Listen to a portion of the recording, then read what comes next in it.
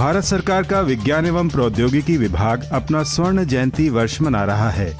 इसी उपलक्ष्य में दिल्ली में आयोजित एक समारोह में डाक विभाग के एक विशेष लिफाफे का विमोचन किया गया।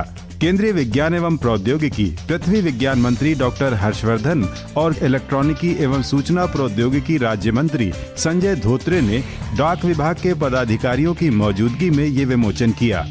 इस मौके पर केंद्रीय मंत्री ने डीएसटी को बधाई दी और विज्ञान के हर क्षेत्र में भारतीय वैज्ञानिकों की प्रगति और क्षमता की प्रशंसा की। इसका एक उदाहरण हालिया कोविड-19 महामारी भी है।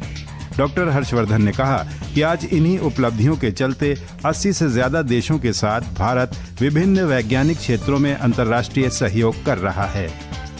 हमारे वैज्ञानिकों ने महत्वपूर्ण वैश्विक परियोजनाओं में हिस्सेदारी निभाकर अपनी क्षमताओं को साबित किया है, जो कि आत्मनिर्भर भारत की महत्वपूर्ण कड़ी है।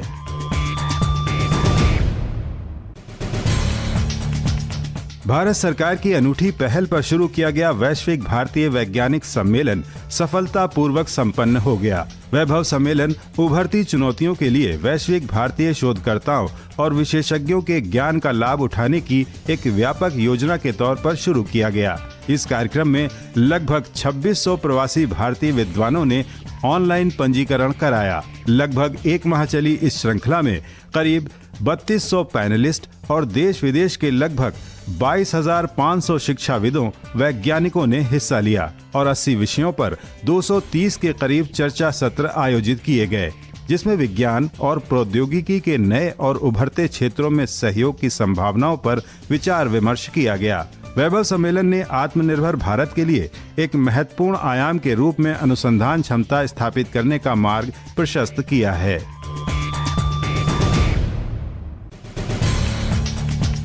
भारतीय वैज्ञानिकों ने गठिया की दवा के दुष्प्रभावों को काटने के लिए नवीन दवा वितरण विधि विकसित की है। पंजाब की लवली प्रोफेशनल यूनिवर्सिटी के शोधकर्ताओं ने सल्फापाइरिडीन दवा को देने का नया तरीका इजाद किया है। सल्फापाइरिडीन गठिया और सूजन में काम आने वाली प्रमुख दवाओं में से एक है, लेकिन इसके उपयोग से मरीजों को उल्टी, शरीर पर चकत्ते, पेट दर्द जैसी कई तरह की समस्याओं का भी सामना करना पड़ता है। शोधकर्ताओं ने अब दवा के लिए लाइपोसोम का इस्तेमाल किया है, जो अपनी क्षमताओं के चलते दवा के वाहन के तौर पर इस्तेमाल किया जाता है। इस तरह लाइपोसोम द्वारा सल्फापाइरिडीन दवा को सीधे प्रभावित क्षेत्र में इंजेक्शन के जरिए पहुंचाया जा सकेगा। चूंकि दवा खानी नहीं पड़ेगी, इसलिए इसका शरीर के दूसरे हिस्सों में दुष्प्रभाव नहीं होगा। इस दवा वितरण विधि का चूहों पर सफल पूर्व नैदानिक परीक्षण किया जा चुका है।